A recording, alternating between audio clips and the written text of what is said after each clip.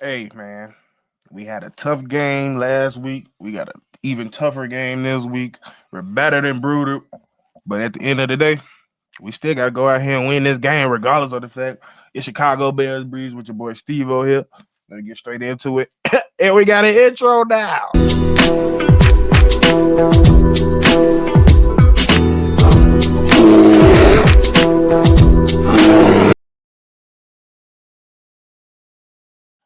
Thank y'all for tuning in for another episode of Chicago Bears Breeze with your boy Steve here. And it's game day. We play the Baltimore Ravens in a couple of hours on noon. And we already know we down most of our secondary. We down a lot of key positions like Cole Komet, Roshan Johnson is out, Tyreek Stevenson is out, Kyler Gordon is out. We just found out yesterday he was placed on IR, and it's just some unfortunate events. Our secondary is basically compromised, but at the end of the day, what we've been preaching everywhere is next man up because that's the way we've been playing. If you pay attention to the last few weeks, especially the whole season, if you want to be honest with you, we haven't been healthy, completely healthy, I should say. TJ was dealing with some injuries with his beginning of the season. He just started making his way back. We still waiting for Austin Booker return, who's also out this game as well. Amen. Ambamiga is out. We're dealing with some injuries. As we all know, the biggest blow, no homo. Jalen Johnson is out with a messed up is it groin or calf hamstring? One of them. I forget what it hamstring. That's what it is. Hamstring. He didn't mess this hamstring, as we do know, and we just found out via him on the Pivot podcast that he tore his fucking shit right off the abductor in the off season. And with that being said, when we found out how it did him getting hurt in that game, we wasn't really too surprised about it. So it is what it is. Like I said, we've been dealing with injuries all season. This is probably the most injured we've been as a total. Like I said, our whole starting secondary is out. So they shot right. Josh Blackwell, Nick McLeod, time for y'all to show up like y'all been showing up the past few weeks, but it's even more on you now. But sorry, I got gum in my mouth. Unprofessional. But let's get back into it. Now, like I said, we just had a tough game last game against the New Orleans Saints. Now, we all came into that game thinking, oh, it's going to be easy. We should blow them out. And for the most part, it was a dominating game on the defensive side of the ball. Ended up with four takeaways. I believe two picks, two fumbles. Big game by Tremaine Edmonds, a pick by Tyreek, who not Tyreek, it was a Nation, a big pick by Nation, who damn near took it to the house on his return. In the same game, could have had another interception by Kevin Byard, but knocked them out the fucking air. But he recovered after that as well. But yeah, defense has definitely been stepping up for us, especially since the inception of this new Bears team. That's just how it's been, especially the secondary and the linebackers. And for the last 2 weeks in the Commanders and Saints game, the defensive line has come to play as well. Montez Sweat is here finally. He's been on the back of a fucking milk carton for a long time, but he finally showed up to play, and we needed him to show up and make some plays. Getting a strip sack in that Saints game against Spencer Rattler was key. As well as his pressure rate has been high in the highs in the past 2 weeks, and that's all we can ask for. Like at the end of the day, you're getting paid a nice pretty penny in it at the end of the day, and we respect results, and that's what's the type of results we've been getting the last 2 weeks.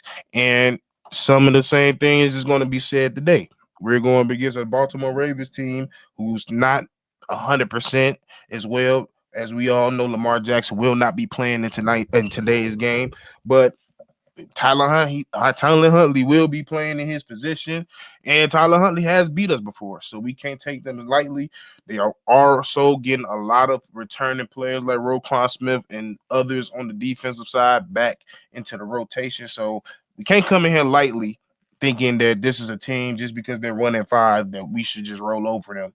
The last two games, especially, should teach us that. Whether that's the Commanders game, who we thought was one of the best teams, up and coming teams, probably still is one of the best run attack teams. neutralize that. Came into the Saints game. They had a pretty. They was known for up to that time being a pretty solid team to stop the run, and we ran all over their ass. That's the type of game I expected them. And then coming into this game, we know this defense is coming back. They're gonna want to put themselves in a good position because, quite frankly, not only in Baltimore but as well as national pundits, ESPN, they think this is a make it break it game. They think if they lose this game against us, it's over. And quite frankly, I agree with them. And I think we should come out here and have that attitude. We could put a fucking team out of their misery this season right here, right now, noon today in Baltimore. And that's another thing. We're going in their house, which is another tough thing to do. But I feel like we can do it. Like I've been saying, Montez Sweat, Andrew Billings, Dio as well. Gervon Dexter has all been stepping up the last few games, and even more so, I think they're gonna have to have an even bigger game today because, like I said in the beginning, like we all know, our secondary is compromised. Not only but we do think Nick McLeod, Josh Blackwell, and others, and Deshaun White can come in and just do enough of a good job and just step in and play the next man role. But we do realize there is limitations, and they are third and backups corners for a reason. So I do think we're going to have way more pressure on the quarterback because we all know Tyler Huntley's a dangerous motherfucker when he gets outside that pocket, and any quarterback that gets comfortable is dangerous. So the keys to this game, in my opinion, is hit Tyler Huntley, hit him. Do not let him break. Do not let him break the pocket. Don't let him get outside the pocket because that's when he gets dangerous. That's when he gets nasty. And basically, who I feel like is going to make the big games today is going to be up to that D line, Tremaine Edmonds, and the linebacking core. TJ, they're going to have to come to play, which they have been doing. If the D line ain't get them, Tremaine or TJ been getting them, and that's the type of mindset that we have to have today. We can't allow big plays in the air. We can't have big plays on the ground. That's just that would be demoralizing for us. But it is what it is. I don't have. I'm gaining more and more trust and favor with this team on the defensive side, game by game. And as they continue to improve like they've been doing the last few weeks, I'm gonna gain even more confidence in them. But let's switch over to the offense because that was probably the biggest blunder of the season, but that's probably been some of our biggest problems this season, as well as last game, which is probably not only our offense, but Caleb Williams' worst performance of his tenure this year. He finished 15 for 26, 172 yards, only averaged 6.6 passes per game and an interception that game, which he just stared down the wide receiver, threw a late ball interception. Can't do it. But yeah, like I've been saying over on the Chicago Bears Central as well, a lot of the problems I feel that lies in this offense is not. It's definitely not talent. Um, and it's just minor mistakes that we make. We'll have a good run play here, and then we'll come out here and do a bootleg when we not necessarily set up the bootleg properly. That's when I look more at Ben Johnson. There's times where Caleb just throws a pass 5 yards over somebody's head. That's on Caleb. He got to fix up his. First of all, he got to calm down in situations, make sure his footwork is right. Because we all know when the feet are correct, the ball placement is correct. Every time his feet place is rushed and his not feet are not settled, the ball is not settled. So whenever I see that, I call it out, and that's a lot of the things we seen last game. Missing targets down the field, missing people down the field, not even looking at people in the flats or check downs because you too busy not trusting your line and doing spin moves in the backfield trying to make something happen. You don't have to resort back to UFC Caleb Williams in order to play good in this offense. The check downs, the scheme is going to scheme somebody open. Somebody somewhere is always going to be open.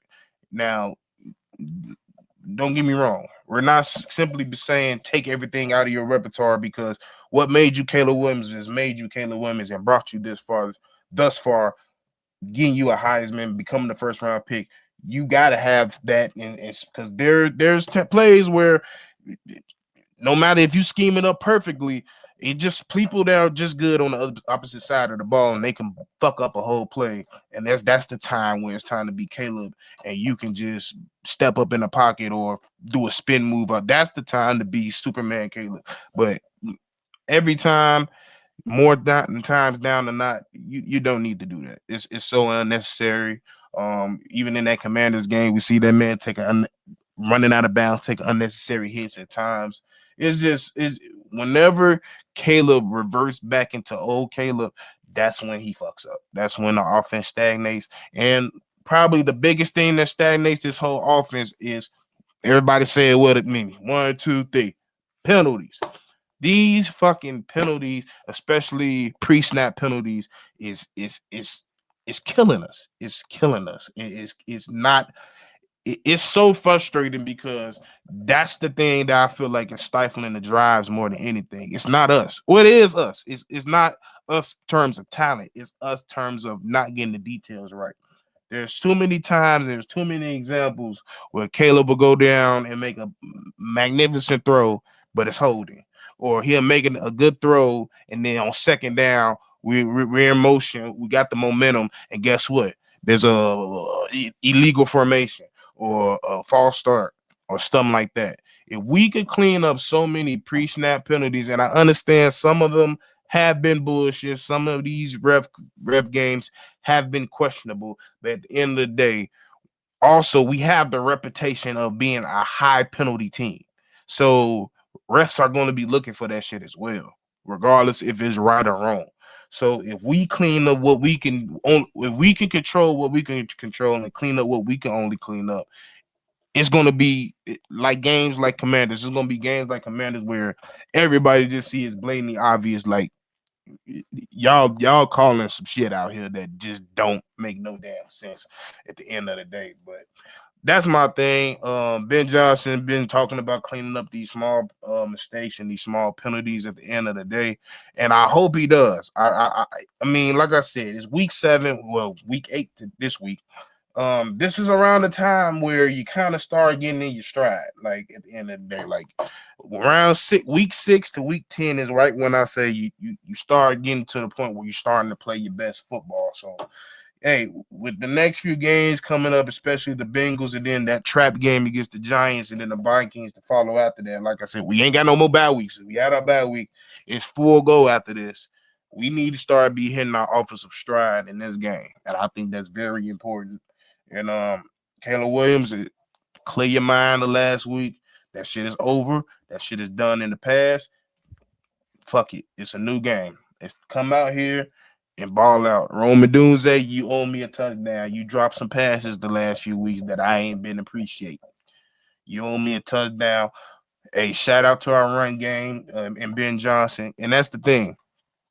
And got to do this. Shout out to fucking Eric Bieniemy. I don't know what.